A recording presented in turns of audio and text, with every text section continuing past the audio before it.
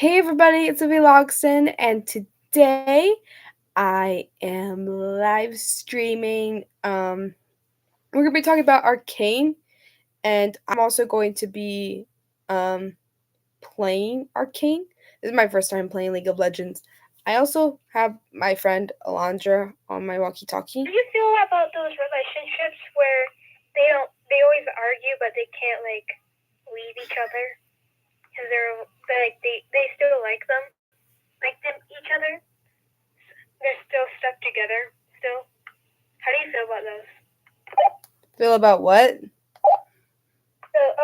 those type of dynamics where they always bicker but they can't live without each other. I mean, it's okay, I guess. Yeah. We're gonna be playing League of Legends for the first time, and we're also going to be talking about Arcane Season 2. So that's what this live stream is about.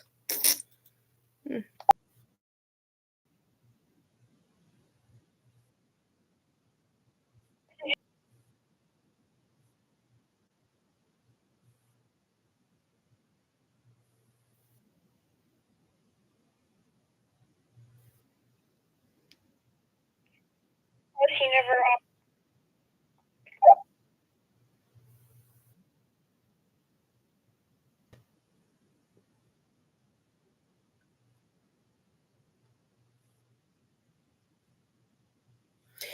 This guy is so right.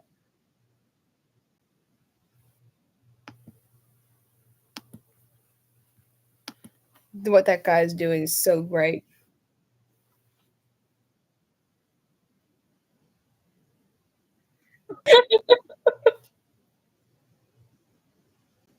The Pride Police.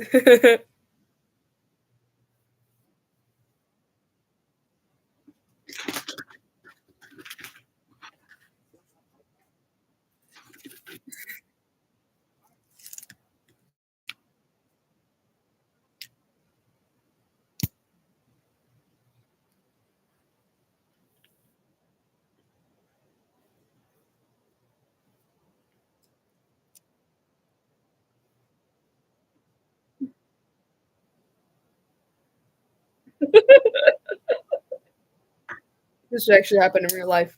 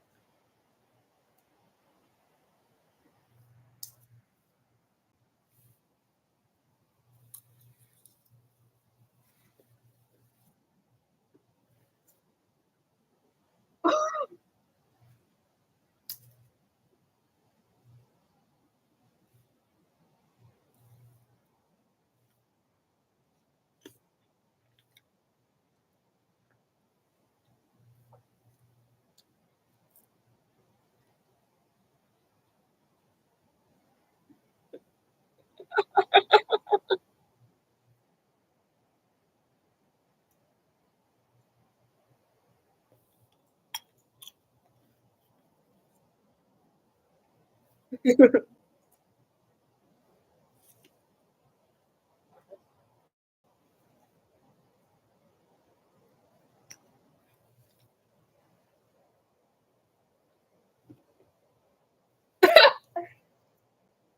has the same outfit as Ariel when she is walk on land.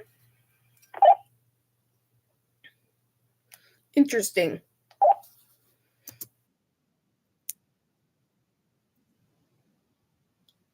Tiny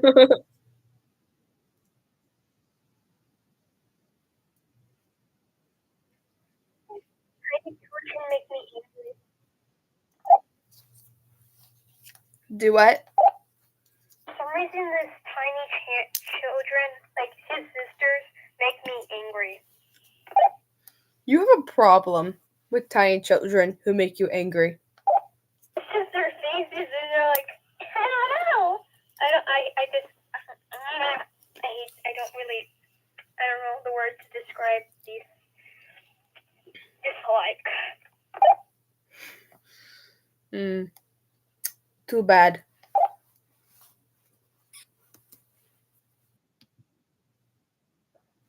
Well, these children just say, oh, God. He opened up to his brother. He said, oh my gosh, a rainbow. They're so stupid.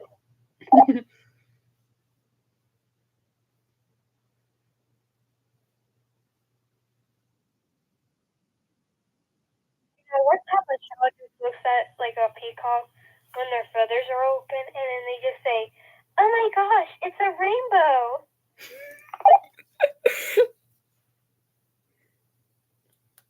I wonder what would happen if someone said that in the month of June. They'd have hands on the person, but they're so stupid. Peacocks still have rainbows on their feathers.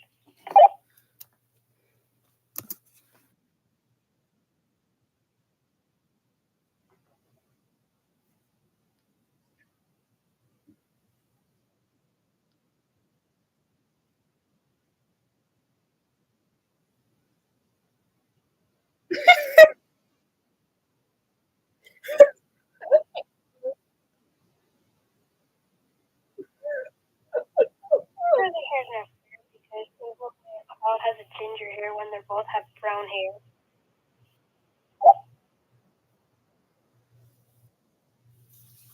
Do what?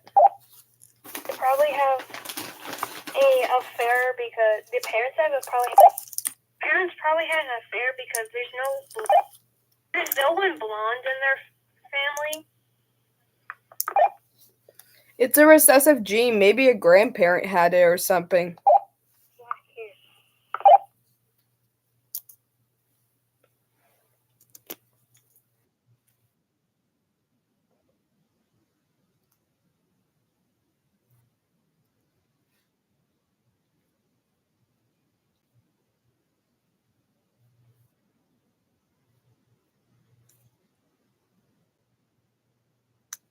I know English.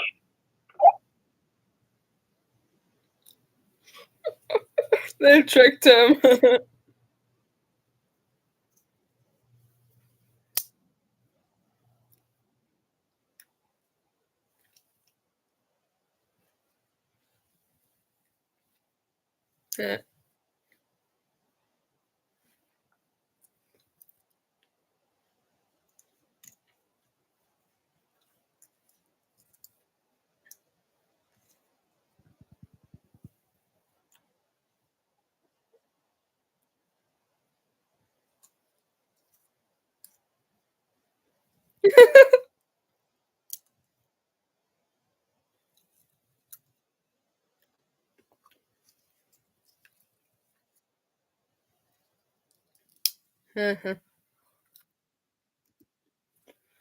Okay.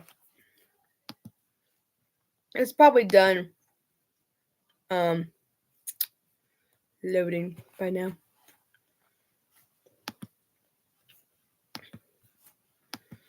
Let's check.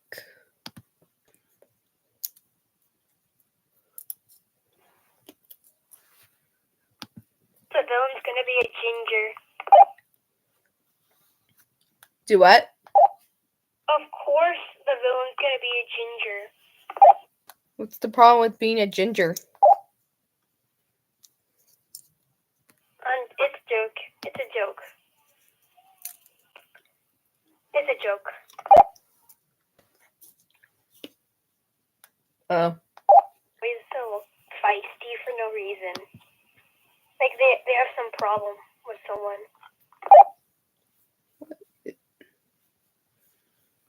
Something is really going on with my game.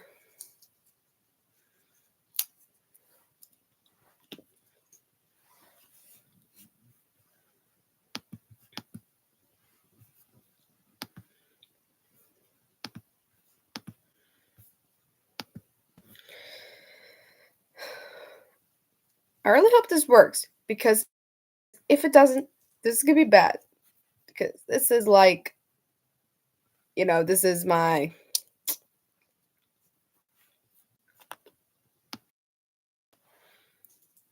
live stream. Trying to I'm trying to get it to work. Promise you guys, I'm trying to get it to work.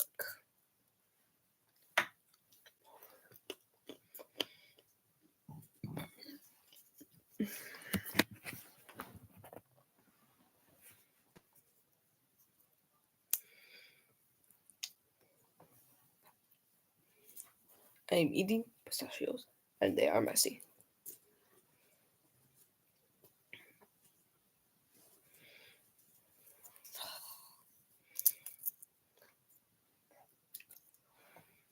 What is wrong with this game?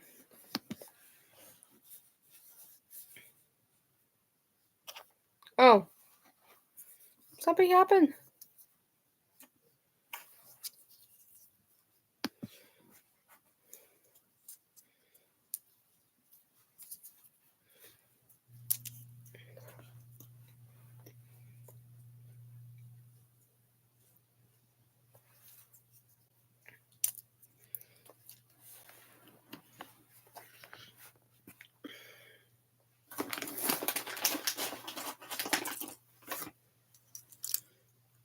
I mean, if it doesn't work, we can just talk about Arcane. Um, Currently, nobody is in the live stream, so please come to my live stream.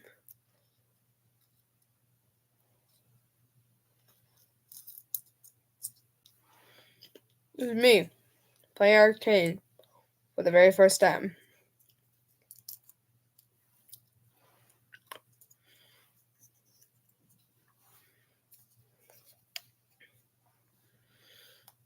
I'm starting my live stream.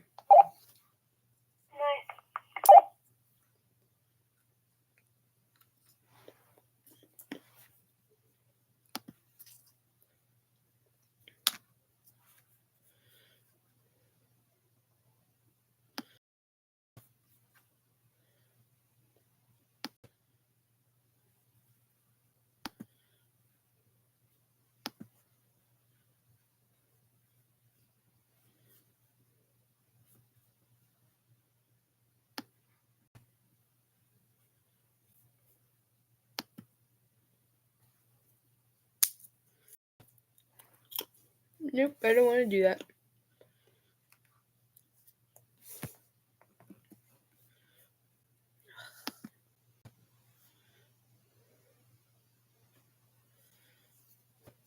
Trying to make it so I can chat and see the game at the same time.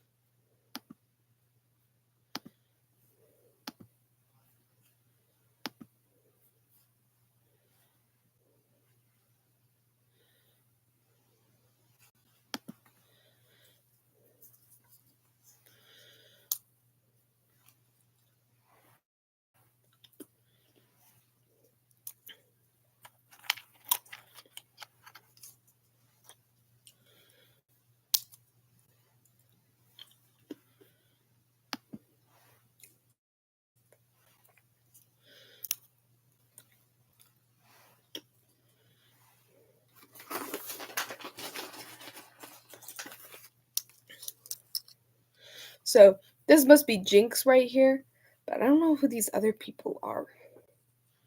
I know Jinx, obviously, but these other people, I don't know who they are.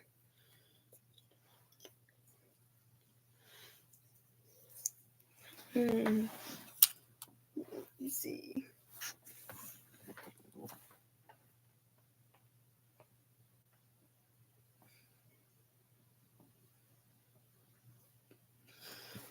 Sorry, I was trying to grab something that fell. Have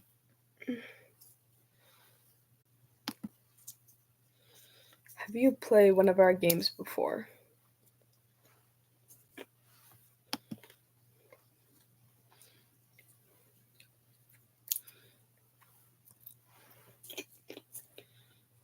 Um,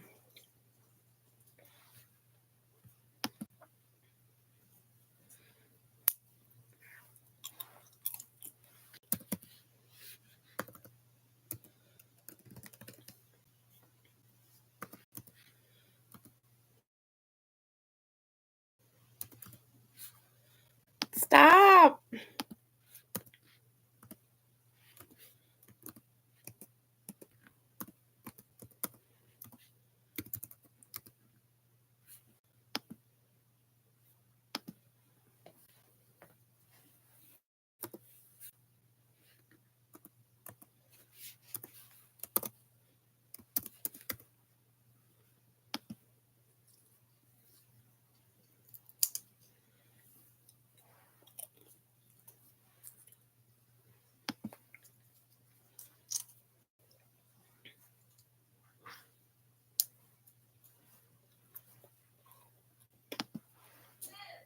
I'm a little busy right now, Mom. I can't do anything.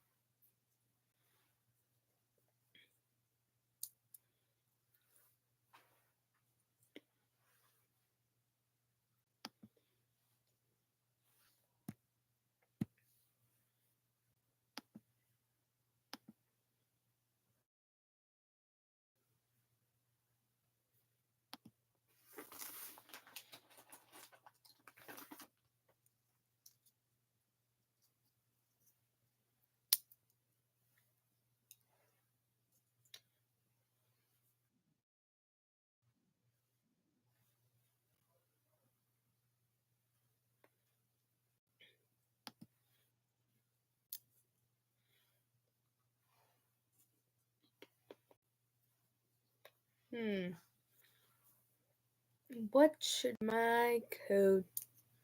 Well, I guess I should just use.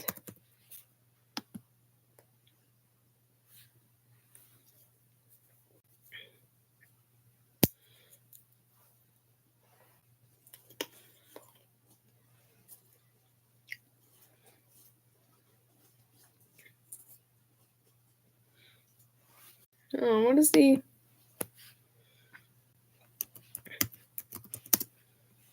Arcane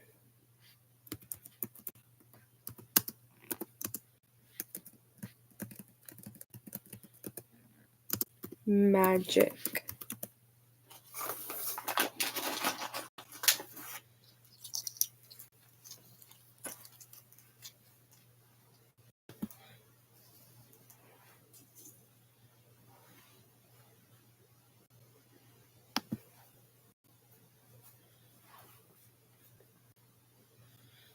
Arcanus.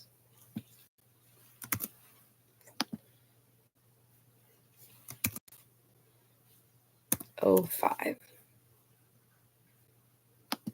That's what I'll do.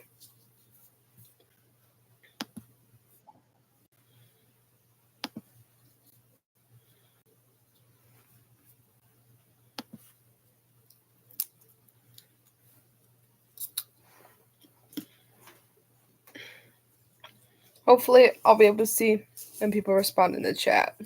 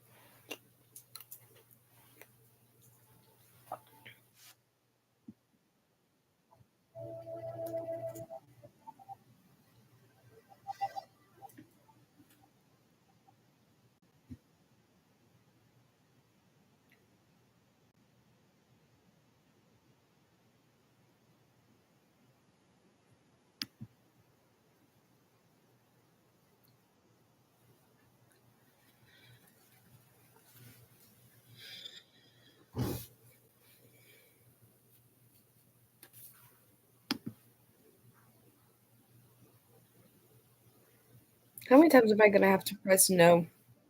'Cause League of Legends is a very slow game. No, it's just your computer.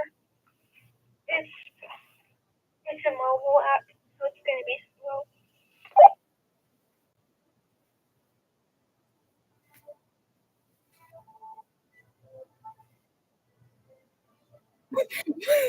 What's going on? Doesn't matter what I press. Okay.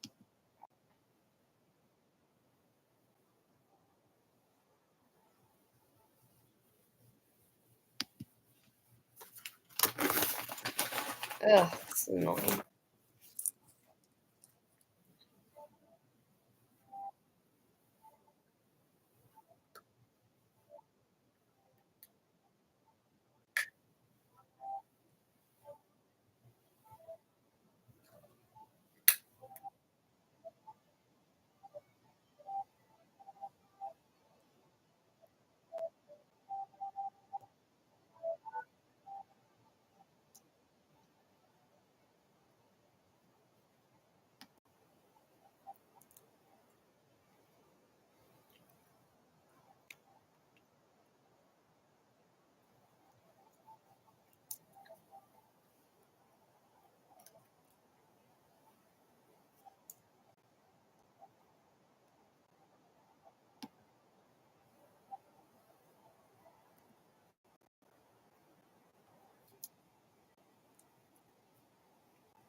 The music is good.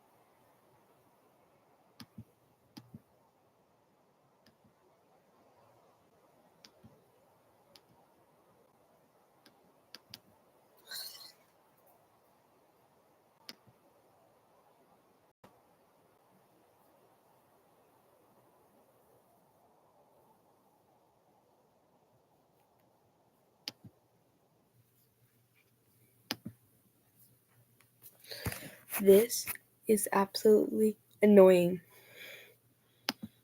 Why won't it let me just play this stupid game?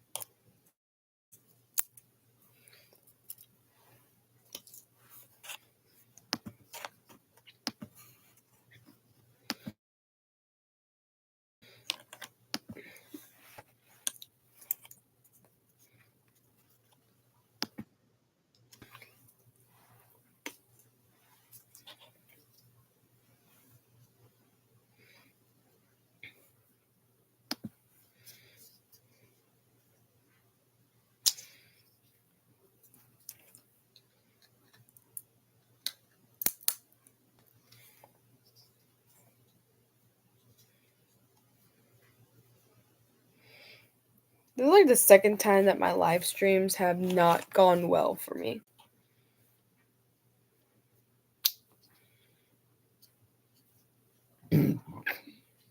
Sorry.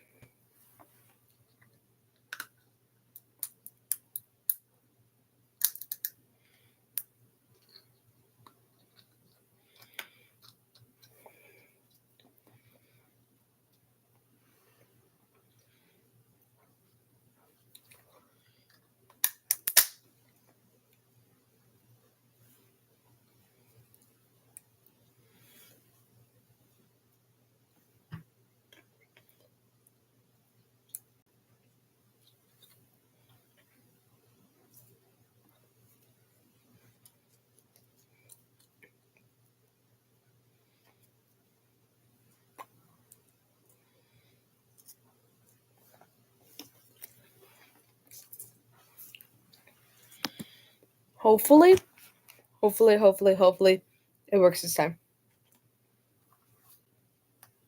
I keep having to exit and log back into the game. It's annoying. And your computer. Yes.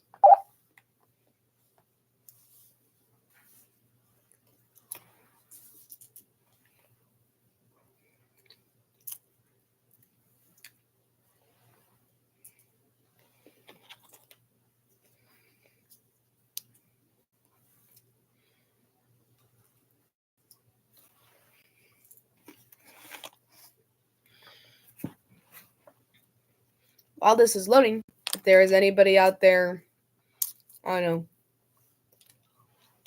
know, visually watching this, um,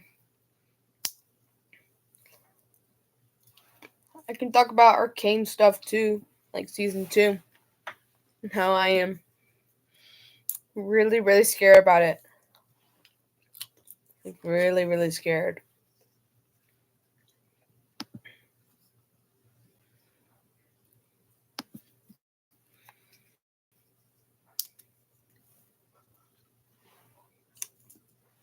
I'm nervous and scared about the new season. And I'm also a little excited.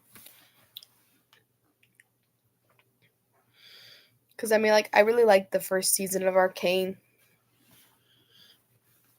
You know, if this doesn't work this time, we're just going to watch the Negative Legend Arcane video. Hopefully that'll pass as okay for the live stream.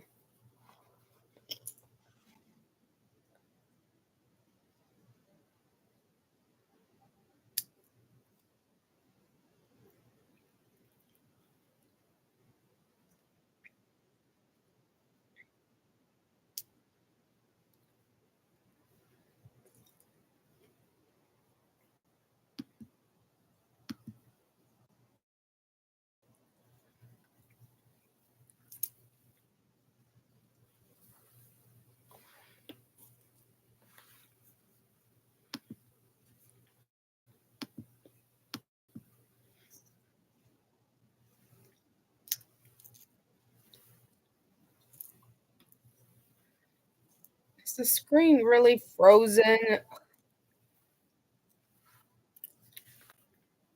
Hold on, let me get Negative Legend up and running. Get it.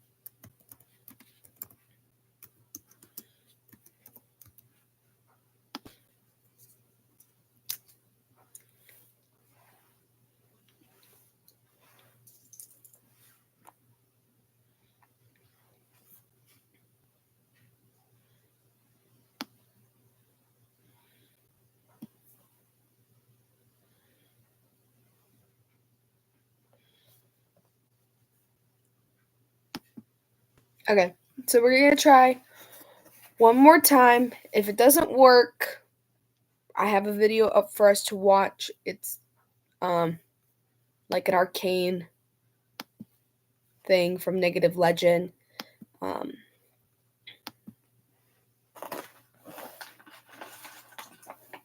so we're gonna try this one more time. I'm not gonna share my screen because there's no point in sharing it. So we're just gonna try.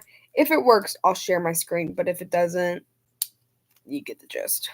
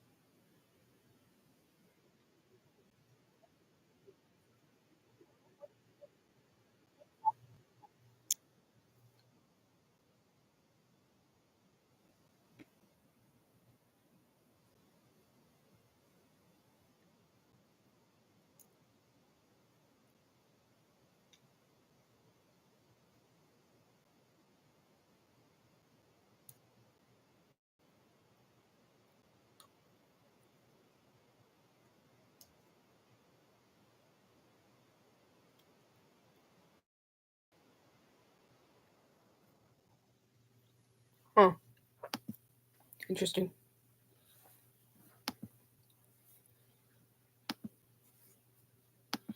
If y'all heard that, I was just watching a teaser trailer for a mermaid series coming out.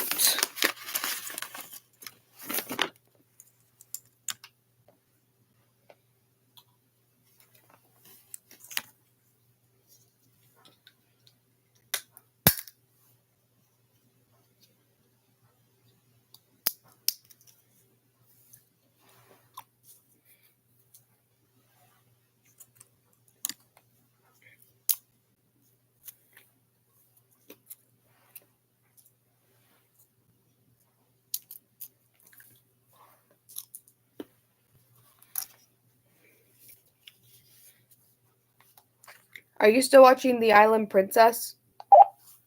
Yup.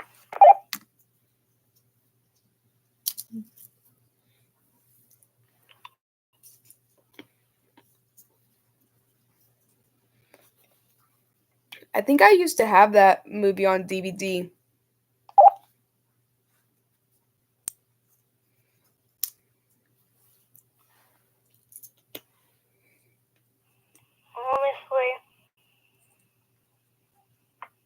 Honestly, I'm watching it in a DVD player.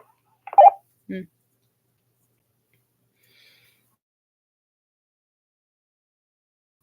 I forgot how to use those. Yeah, I press a line thing. I press it. It pops out like a DVD thing. You open the DVD. Oh, and you place the DVD disc on it, and then you just push it in, and it plays. Everyone's so used to streaming. Not me. Gen Z used to streaming, but not Gen Alpha. Yeah, my friend is I don't know what generation she's from.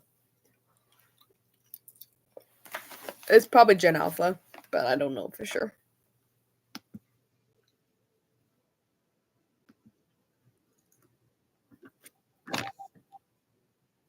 She was born in the game 2011.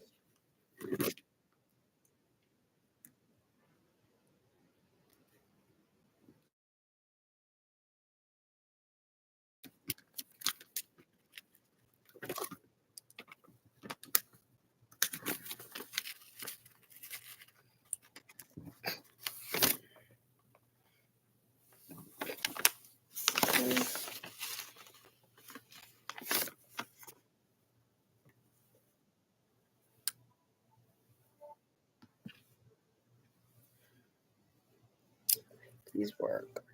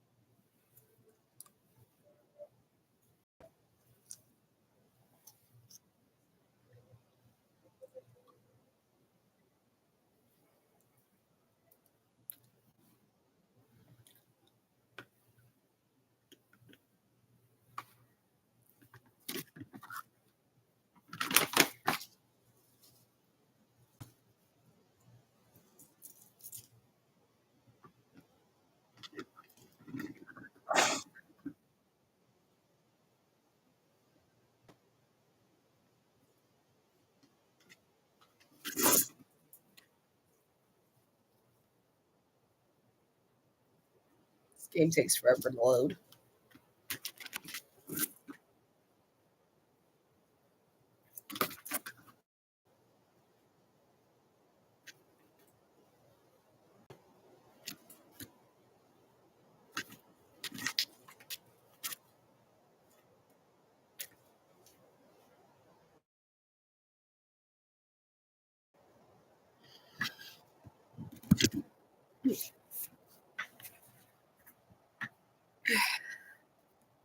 Okay.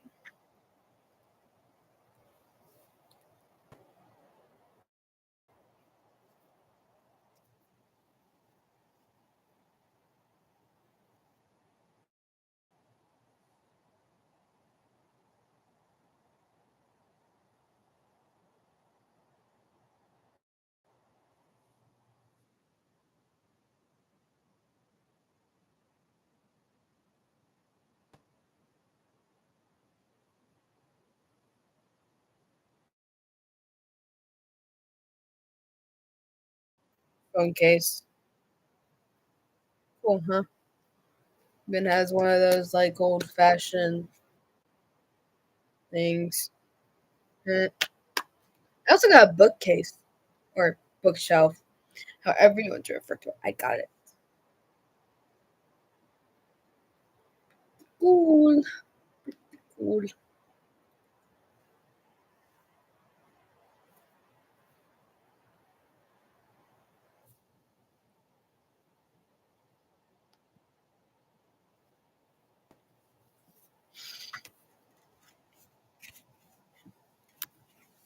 I'm gonna grab a piece of gum.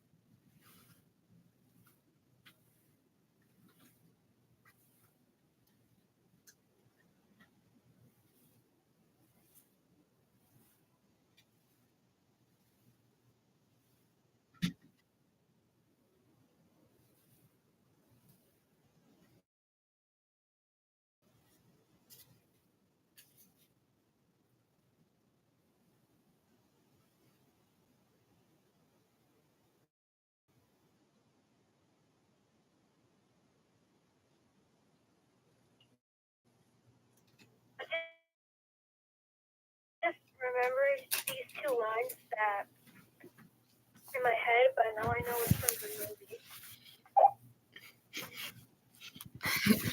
Weird memories popping out of random.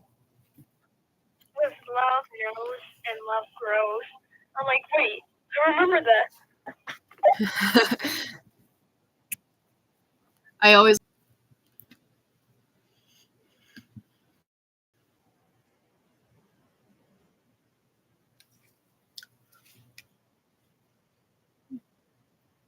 Oh, it's finally working. Okay.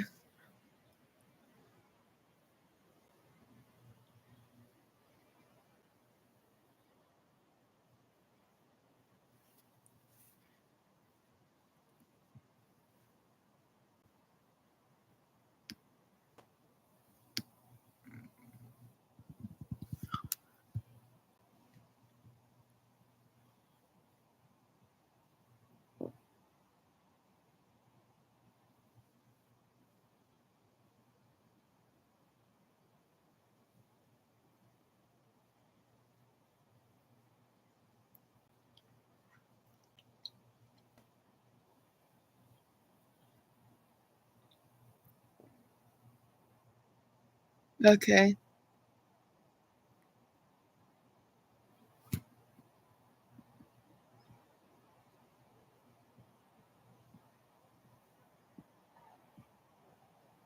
Yay! I killed them.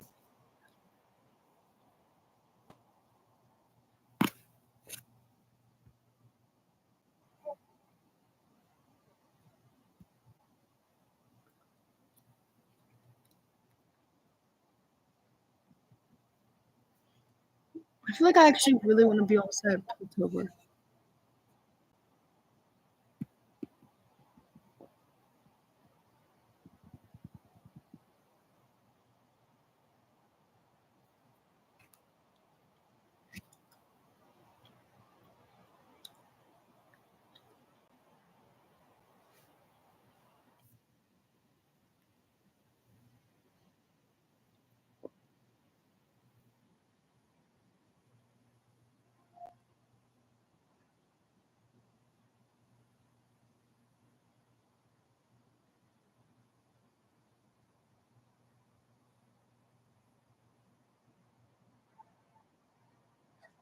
Why aren't these guys fighting back? It's so weird.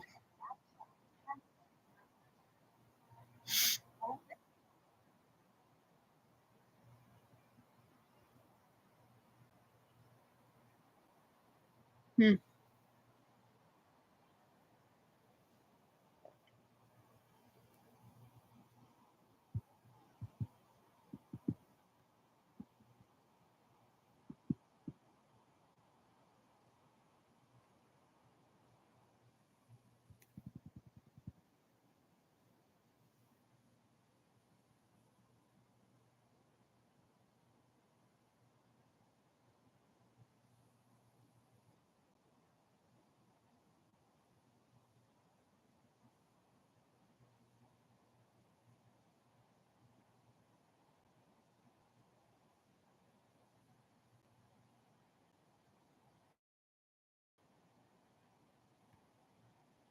Okay, hello, sister. Time to play.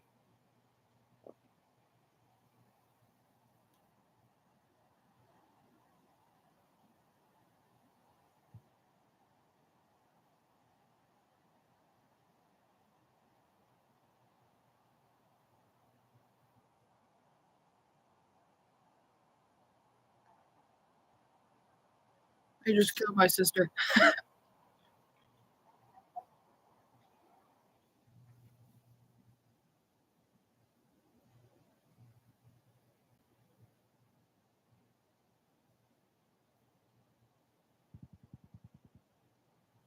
Because,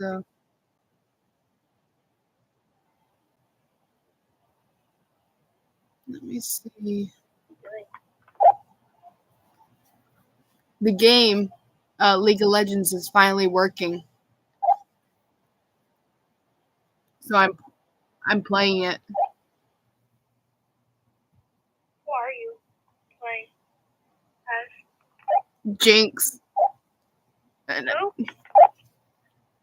I'm playing as Jinx. What does she look like?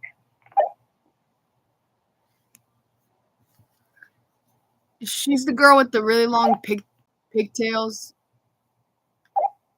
Does she have like a robot with her little robot thing?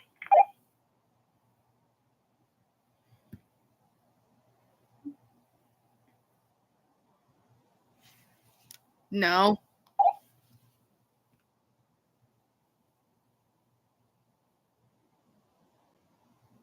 Why is this person not dying?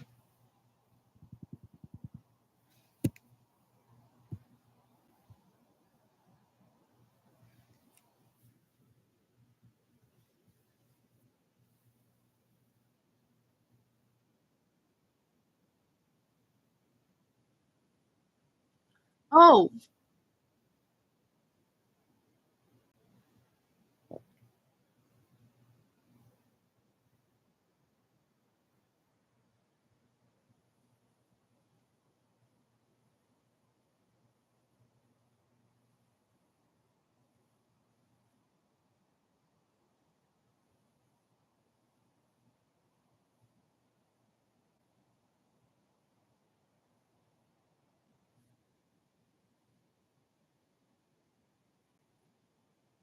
yeah, so these person I can pick to be these guys.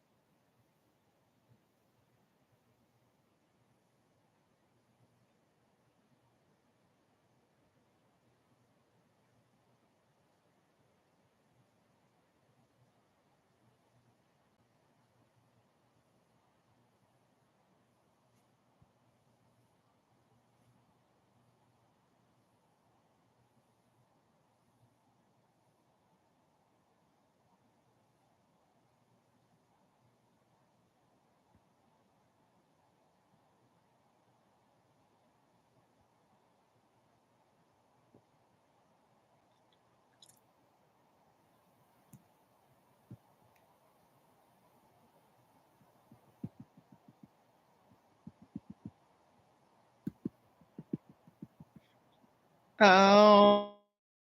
Oh no, I died. I died. Oh well.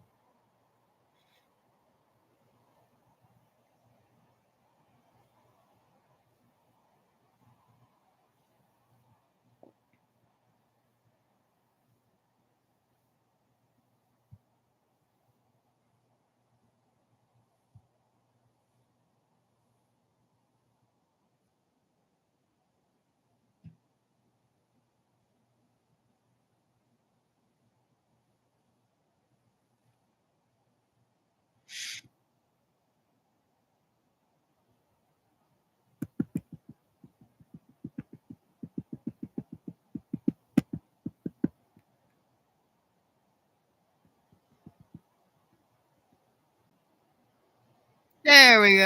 I killed the person.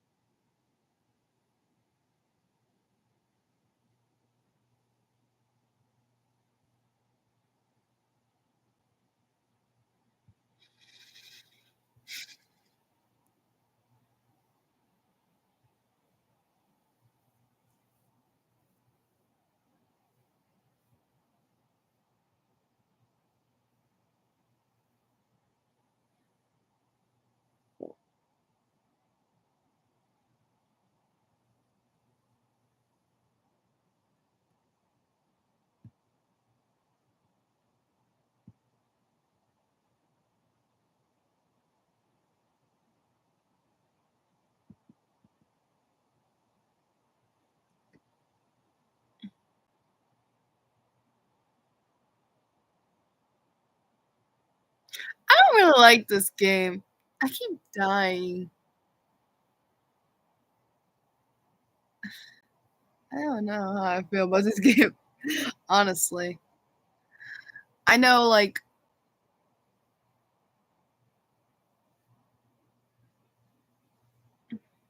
that's probably going to happen to me. I'm gonna keep dying.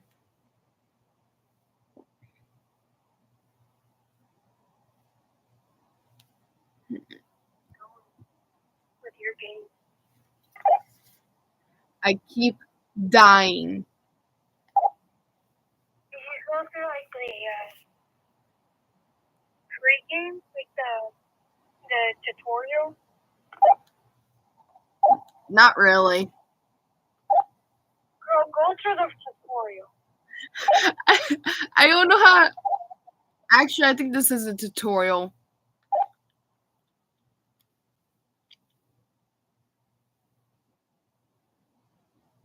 I see a skip button at the top. You won't skip, you'll die. Are you sure? Well, you're gonna end up dead and face.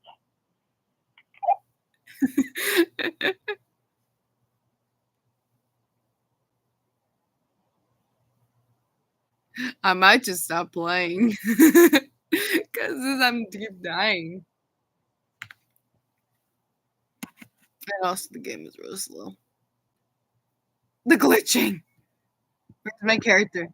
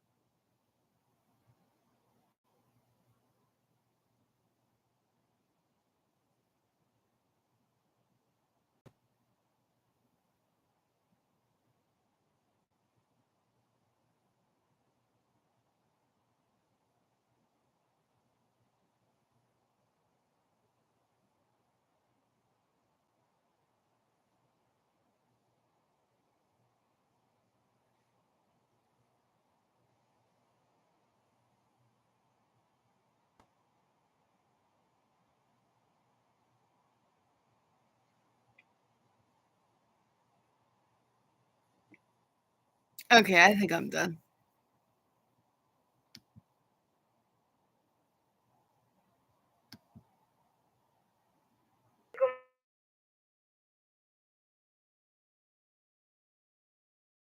To stop playing. Yeah, you probably wouldn't understand it. I don't really understand it either.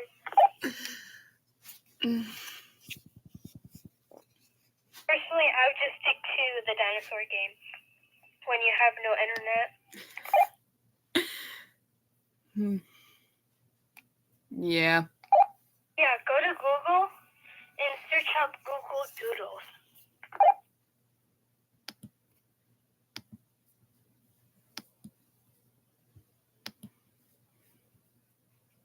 And you go on Google, like a Google tab, and then search up Google.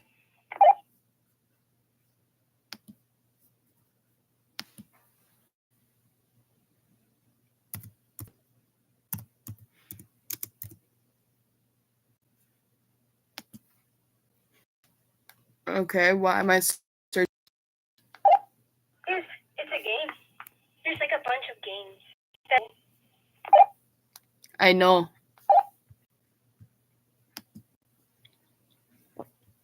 My favorite one is the Champion Island, or the Bobo.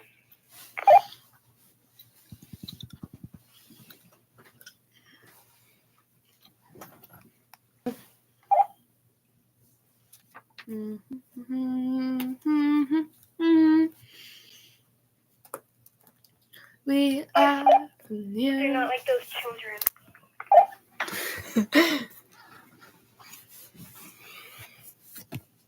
too bad. They're in the movie. Oh, they have no purpose in life.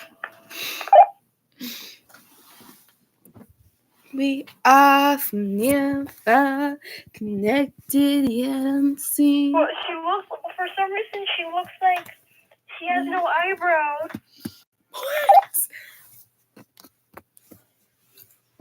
What? It's probably because of the quality of the movie. It looks like she has no eyebrows. Okay, that just sounds so weird.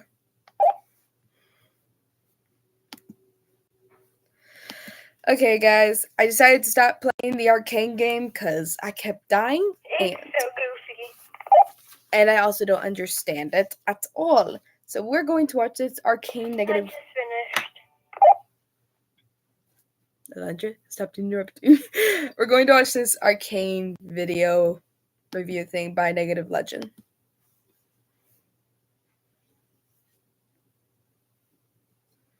It's probably just like a one. My rate is 8.5 out of 10 because there was those children and the villain. She was just like, she could have been. League of Legends has been in an awkward spot for everyone. Do what? 5,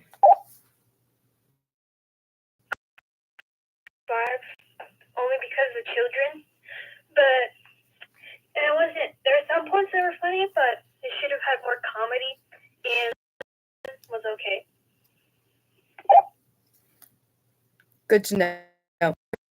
Watch the movie Island Princess in like forever. Shit right now. League of Legends has been in an awkward spot for everyone outside looking in. Yes, League of Legends is supposedly the big. Bye. You're gonna leave? Oh, I thought you said bye. Are you gonna leave? I haven't left yet. No, like when are you gonna go to sleep? At 10. What time is it? 9:36. Well, probably. I'm gonna take a shower, so. Okay, this is bye. We'll Kentucky after this. Good night. Good night.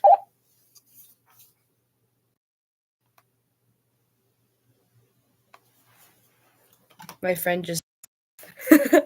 Okay, let's watch this video. League of Legends has been in an awkward spot for everyone outside looking in. Yes, League of Legends is supposedly the biggest esport in the world, and that's a fact that I realized I did not actually look up, and that's just what I've been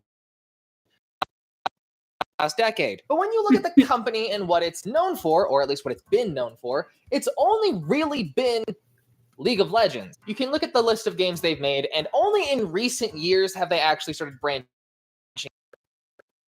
notable games like Legends of Runeterra, which is still set in the universe of League of Legends, and also Valorant, which is now possibly their biggest game outside of They League have of different Legends. versions? In fact, Tencent asked Riot Games to make a mobile version of League of Legends once Tencent acquired the company. And Games said, no, we're not doing that. We have too much pride. And then Tencent said, fine, we'll do it ourselves. And then they made Arena of Valor, which essentially just rips off League of Legends in just about every way. Now, a lot of League of Legends fans don't like the idea of League of Legends becoming a mobile game. However, I have an opposing opinion. I think Riot Games were complete idiots. Now, I don't really care much for mobile games. I play literally only one, and it's not. But Riot Games should have been trying to branch out. It is a big red flag when a company just coasts on one thing for years. They're passing up opportunities, choosing to on a cash cow, and that's not going to last. And over time, regardless of being one of the largest esports in the world, League of Legends players, their reputation kept falling. The common joke always been, oh, you play League of Legends, so you're sexist. Oh, you play League of Legends, so you're homophobic. Oh, you play League of Legends, so you're racist. And you can copy and paste that exact same setup over and over and over again. And from what I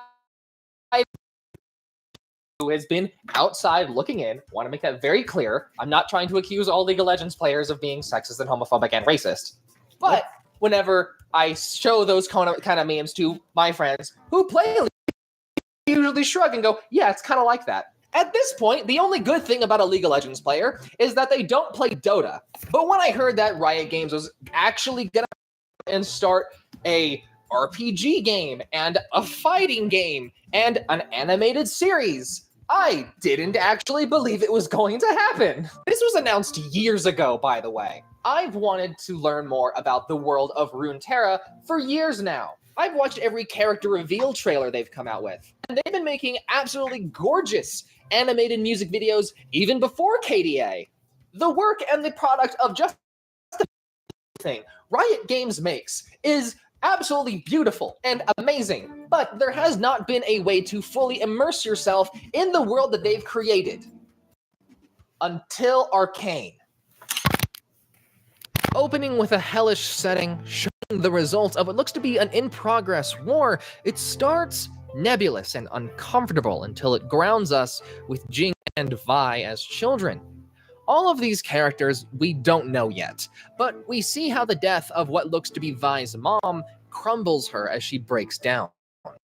Man carries them away, but filled with a new resolution. And I like how they did this. People usually talked about how, I don't know these characters, their death means nothing to me. But there is elements that have been changed to where the audience does feel sympathetic towards the characters. First of all, it did not show her dying. All it did was show us the aftermath. Her death does not have to have an impact on us as an audience. It has to have an impact on Vi. And not only that, but they are children. We are much more likely to sympathize with characters who are unable to protect themselves, like children, or like whenever someone kicks a dog. You know it's not a fair fight, and it's a great way to show someone who is an absolutely terrible person, because dogs can't really defend themselves as well as another human can. The same thing can be said with children losing their parents. It sets it all up for us to sympathize very well, while also establishing the driving motivations of these characters. We see some years later, they're older and willing to do things more dangerous, like climbing a building to sneak in and steal something. Very quickly, you get a sense of who these characters are, and we get an establishing shot of the city the story will take place in. Powder, look at me! I'm ready. That's right. So? Thanks. And this is what I like about how they did this. Yes, Powder, or Jinx, is young and not quite as capable. However, by having Vi there to push her into doing things on her own, it shows what kind of sibling Vi is. She knows their life is hard and that Jinx will only do this on her own. There is only one problem with this scene. If they plan to steal something, why are they not wearing masks? Like, come on. They break into someone's house and just steal anything they can. There isn't a specific goal. They're just looking for stuff that's valuable. Powder finds this chest filled with these glowing crystals, not sure what they are. But when they need to escape, they sadly find out those crystals are explosives. Now their cover is blown. Shit. This is why you wear a mask when you do a crime. And you also cover up your tattoos. And I also don't condone committing crimes. They managed to get away, but not in a fun way. Now we see where they live. This city is low, and those who live topside. A very literal display of the disparity between the people. And when they have to fight others to doubles down on making Powder a sympathetic character, unable to defend herself and forced to run. All the while, Vi is her foil.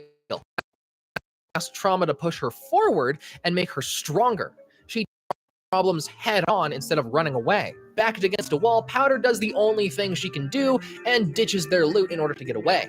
Every time she comes, something goes wrong.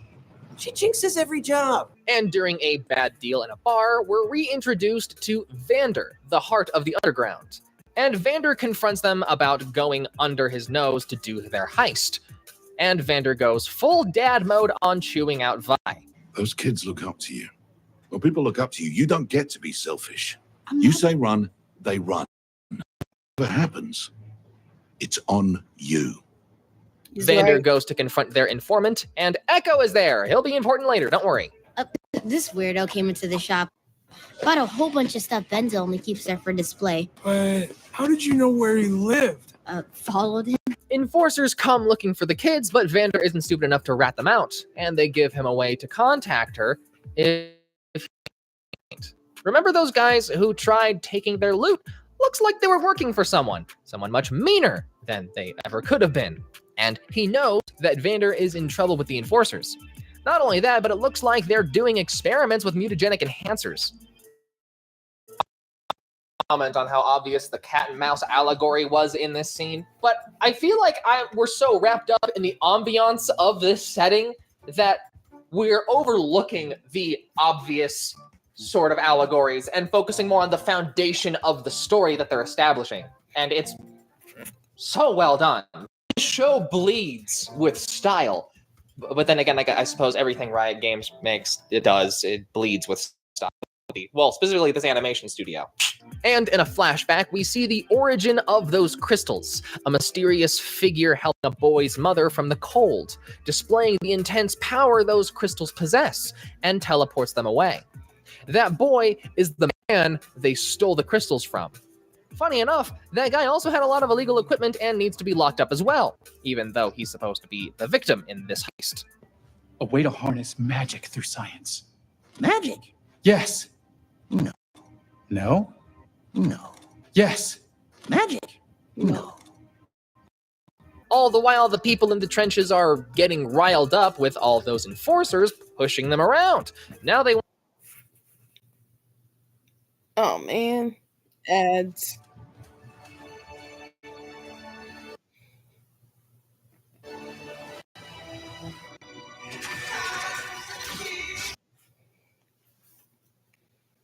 Now they want to fight. Vander's gotta deal with the Enforcers. Jace Talos goes on trial for illegal experimentation, and he admits that what he was doing was wrong, basically pleading guilty. Why is the Academy I was trying to create magic. Ya dingus? Heimerdinger said not to say that. Heimerdinger talks about how the Arcane can literally waste to civilizations, and so they really don't like Jace meddling with it, and they expel him from the Academy. The guy convinces Bratty Boy to drink the angry goo to turn him into a monster for a plan they got cooking. And a man named Victor finds an interest in Jace's work and starts thinking that maybe he wants to see the fruit of Jace's research. I want to help you complete your research. When you're going to change the world, ask for permission. We're only 2 episodes in, and there's already a lot of moving parts. I did not think we'd be following this many characters. They like to do flashbacks in order to flesh out each character, kind of like how they do in shonen anime. And I like this approach. It gives just enough context around a character for you to get a feel for them. Anyway, just when we thought Vi was going to give herself up, Vander gets to her first, and then the enforcers show up ready to take her away. But the enforcers just need someone to throw in jail. It doesn't matter who it is. And he saves Vi by letting them take him instead. Just before they can take him away, there's a little problem with a creepy guy coming to murder everyone with his new monster buddy. And from a bloodied window, Vi watch Vander be beaten unconscious and taken away by some unknown man. All the while, Jace and Victor want to break in and get Jace's equipment back before it gets destroyed. I just need to scare them. They won't dare set foot in the underground again. For what? Pride? For respect. That was never enough for you. Not just for the lanes, but the whole of the underground, united as one. And with the help of the counselor, Jace and Victor get their equipment back. Vi tells everyone what happened and grabs Vander's old prepare and free him. Powder isn't doing good dealing with losing Vander, but with the crystals she stole, she realizes there's a way to help. You know what I just realized? We all know that Riot Games really did this to be successful. And you know what is one of the most successful type of storytelling? Origin stories.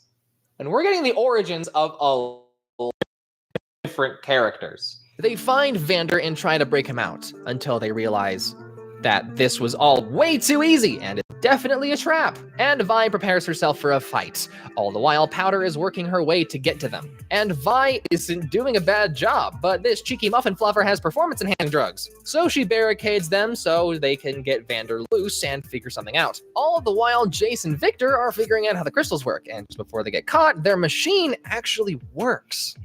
Powder puts her gadget into position, and for once she manages to do something right, and to wonderful effect. Maybe too much effect. A whole lot of effect. She basically destroys everything and messes up the whole plan just when, they were about to escape, so she didn't do anything right again. Vander, now free, picks up some makeshift gauntlets again to fight, reverting to what he swore to leave behind. But it's a fight he knew he didn't have a chance of winning, and is only doing so to buy a chance to get out of there. And Vi realizes what happened when she sees the head of the... And just like all those years ago, Silco finishes what he started. But Vander somehow manages to survive, and in a desperate attempt, he reaches for the serum. And as a monster, he manages to help Vi and breaks her out of there, leaving Silco behind. And Vi has to watch her adoptive father die, reliving the same horror when she was a child. And Powder comes around thinking she helped, only to see she's the reason everyone's dead. Help me! I told you to stay away.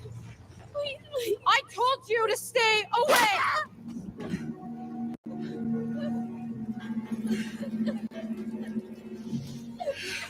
I need you, please.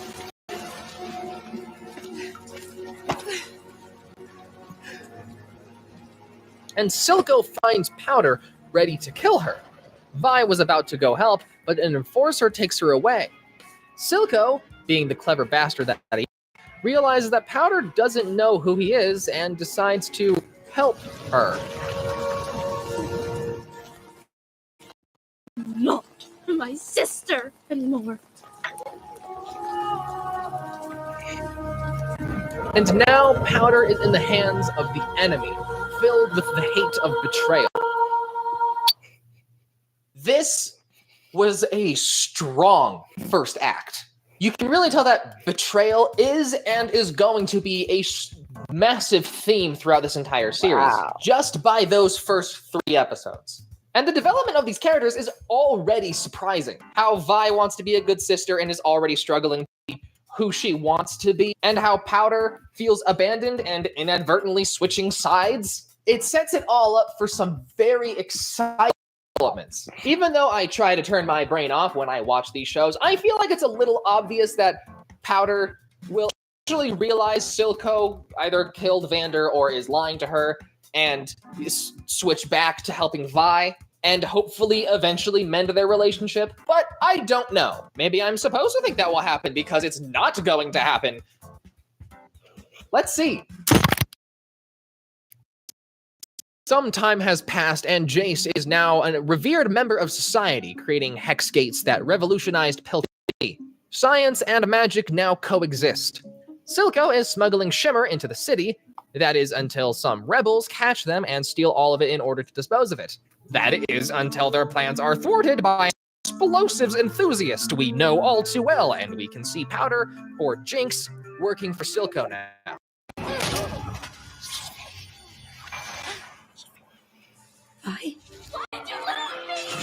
And we see an interesting portrayal of Powder's brain, and how it is dealing with the trauma of what happened. How her memory kind of scratches out painful parts, like her friends' faces, while also making her in her mind because it seems so inhuman. It's a very easy to understand visual representation of what's going on.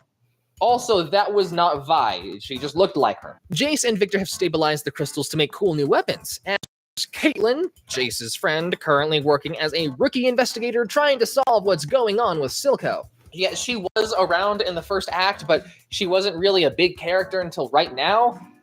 So I skipped over her in terms of how the story... She's friends with Jace. I also didn't realize she's actually like a character. I thought she was a character made for Arcane, and that was wrong.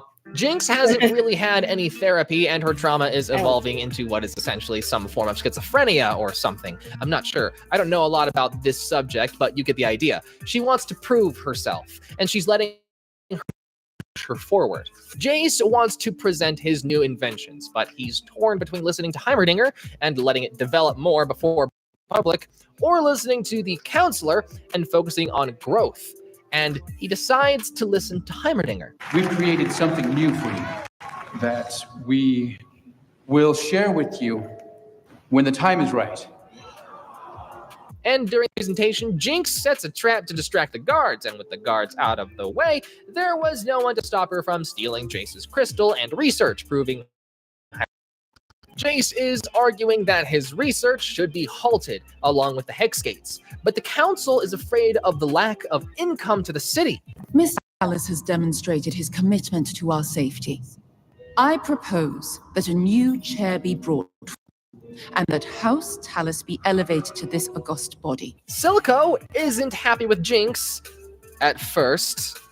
Caitlin goes to Stillwater Hole to try and interrogate a prisoner to get more information on smuggling and theft of crystals. But instead, she finds Vi. And she shows Vi the evidence behind and explains that the attack Silco has been doing. So she gets the paperwork done to get Vi out of there. Now let's break down why this story is broken up into two perspectives. By focusing on the perspective of Jinx and Vi, who are part of the Undercity, while also focusing on Jace and Victor as part of the top side, you get to experience how the politics of both sides intermingle. And as the story develops, it overlaps more and more until all the politics slowly become. Because a key point in this story is that, yes, the Undercity and the Topside City are both. However, they are still part of the same city, which can be interpreted as, I don't know, commentary on how we treat our homeless population or our criminal population. We try to shut away, but the problems never really gone, I think is what it's trying to say. Sweeping under the rug isn't going to fix the issue. Got it. I get it. I'm good. And it's exemplified with intermingle and cooperate with the criminal underbelly. Victor is issues that makes him start hallucinating. He's not happy with Jace not showing the city their new inventions, and now we understand why. When Victor said people need their help, he's actually talking about himself. All the while, Jace is working to garner favor with members of the council and to get them off his back. Vi and Caitlin go to the Undercity in search of her information. Have you heard anything about Powder? I think Silco has her. You need to let Powder die, so the fear of pain will no longer. And Vi finds Silco's second in command. Problem is, the people under Silco's grasp has been getting their enhancements, and now Vi is outclassed. Where's my sister? You mean Jinx? She works for him. Jinx is slowly learning how using Jace's research to catch up on all the knowledge that's been developed. And when Jinx finds out Vi is back, well, you can imagine how well she takes it. Victor, now fully obsessed with the research, learns that the crystals organic matter. But when Heimerdinger sees it and how it evolves, he's afraid history will repeat itself and wants them to destroy it. Jace isn't having it and moves to have Heimerdinger into a forced retirement. Just Caitlin follows some addicts to find someone who will help Vi, and he brings her to a shimmer dealer and trades her gun for the stuff.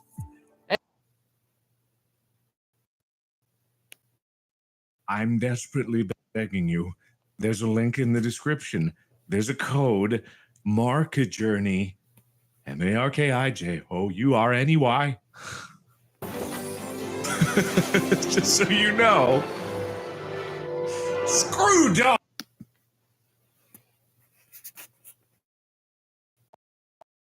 Now that Vi is back on her feet, Silco was given enough time to find them. What have you done with my sister? I freed her. Candidly. She brings down a broken up tower just so she can get away. Escapes, she sees the flare she gave Jinx when they were children. and the enforcers prepare to hunt. And Jinx isn't happy with Silco for lying to her. Now he's got two problems.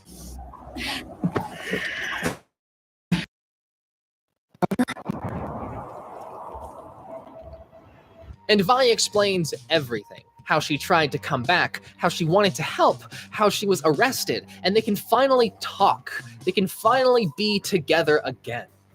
But when she sees an enforcer, Caitlin, suddenly Caitlin realizes Vi's sister is Silco's puppet. They don't get much time to think when they're ambushed by the same rebel group trying to stop Silco. They manage to kidnap Vi, leaving Jinx behind. And in Act 2, we see a series of separations. Victor from his hope, Jace from Victor, Heimerdinger from Jace, and Jinx from Vi again. We see no real resolution and only a development of more problems. Much less correct where Jinx turns on Silco, however the addition of Caitlin changes things up. Now, just when we assume Vi and Jinx were about to get the closure that they so rightfully deserve, Caitlin, her all of it, as well as those masked rebels, whoever they are. I actually forgot about them entirely. I guess they mix things up too. We also got a lot of fun. Caitlin and Vi. You're hot, Cupcake. So what'll it be, man or woman? League of Legends? Lesbians, am I right? Yeah. We get to meet the man behind the mask, Echo. Echo is trying to figure out if Vi is working for Silco. Missed you, little man. I appreciate that. There's been a lot of moments of heartache and betrayal to where they gotta really add some moments of softness so that it doesn't become too much. Victor, on the other hand, is being drawn to taking Shimmer just to survive. Echo has been working to fight the addiction problem with the spread of Shimmer. Your sister works for him not because she has to, but because she wants to. I'm sorry, but that's who she is now. The Undercity and Topside are getting difficult now that the borders are closing and more fighting is starting up. It's actually really interesting how the developments in Arcane parallel what's happening in our real world. With the borders closed and trade stopped, business has also stopped, both with the Topside and in the Undercity, and people are having problems getting what they need. However, the border protections were created in order to stop Silco's company from doing anything with the crystals and possibly prevent another attack on the people. It's a lose-lose situation. You either close the border to protect the people, but hurt your own business, and hurting business hurts the people, or you let the border stay open and let business continue, attacked by more criminals, which will also hurt the people. Jinx confronts Silco about why Silco didn't tell her Vi was back, and Silco does what he does best. She and the Enforcer are back for the crystal.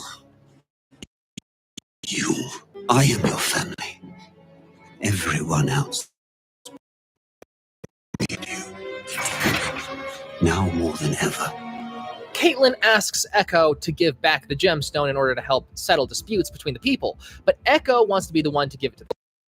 However, wants to use the gemstones to develop weapons to defend themselves from the Undercity. Victor uses the Shimmer on himself and tries to commune with the runes in order to heal himself. Vi decides to stay behind, so she refuses to give up on her. Echo and Caitlin are confronted by enforcers, and Caitlin tries to convince them Silco is behind everything.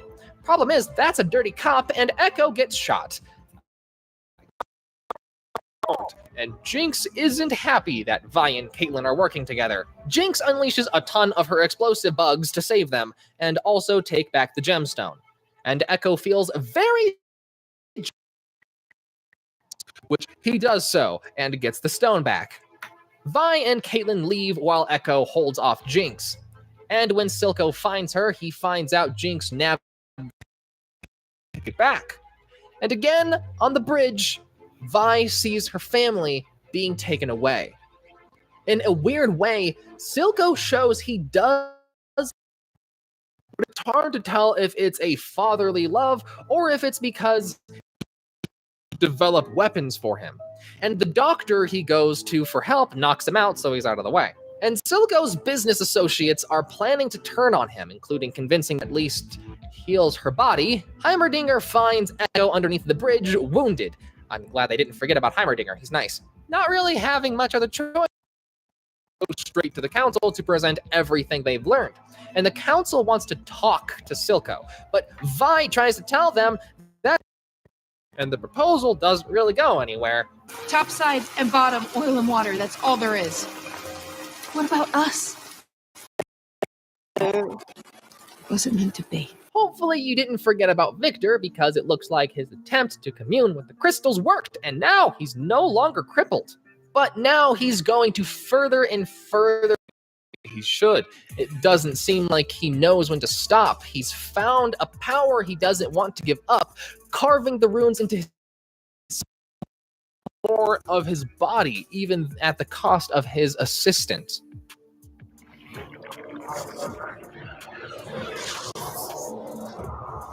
Vi goes to the most impetuous counselor, convinces him to operate outside the council to go after Silco, and we see Vi get her coveted gauntlets. Take out his manufacturing facility hard and fast before he can react. We got a deal, pretty boy? And they really don't waste any time going for the shimmer manufacturing. But of course, we need to have a cool fight scene to show off. Oh. Oh no, oh shit.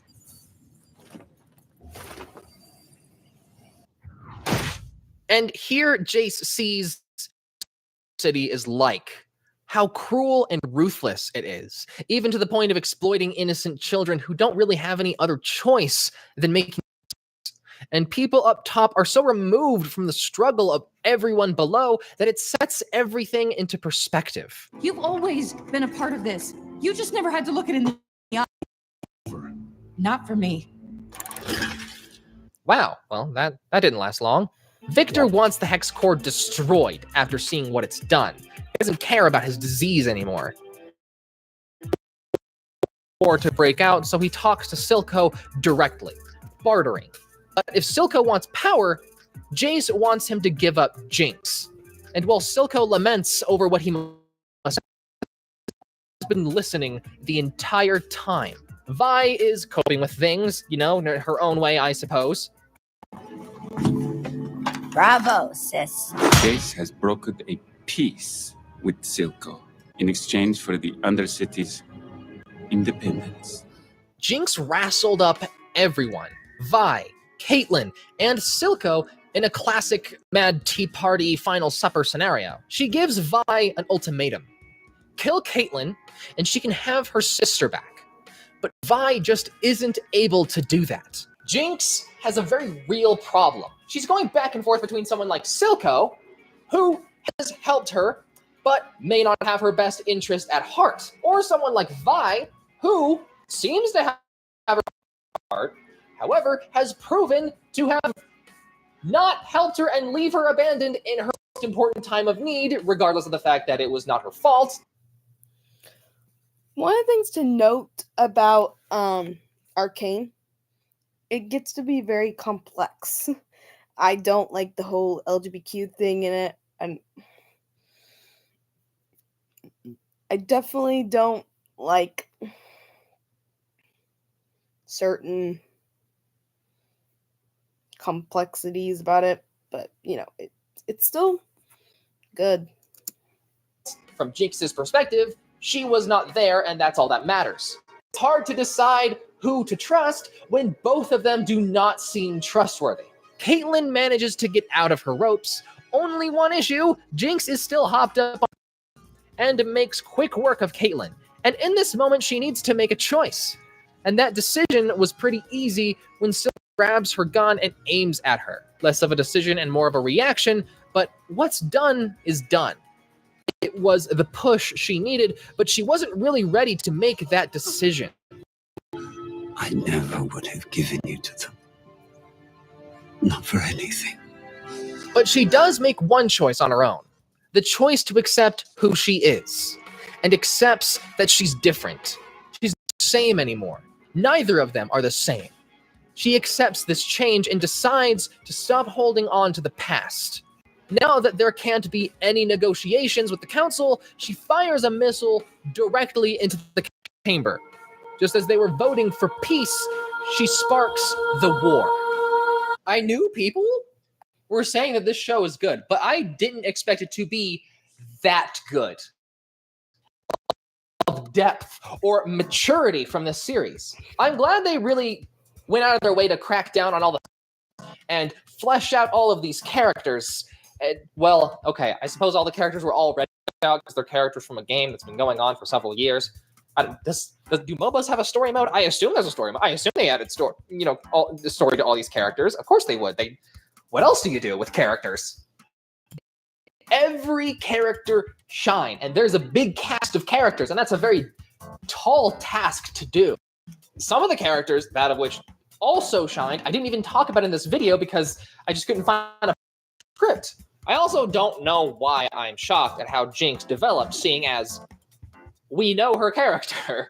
I don't know her character that well, but I feel silly that when she sat in the chair labeled Jinx, because of course she would. And I think that's a testament to how well the story of that scene was written. I was so caught up in the tension of that scene, I didn't actually think about the obvious at all.